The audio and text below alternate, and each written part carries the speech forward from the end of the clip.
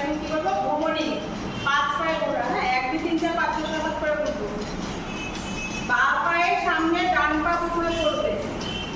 1 2 3 4 5 1 2 3 4 5 1 2 3 4 5।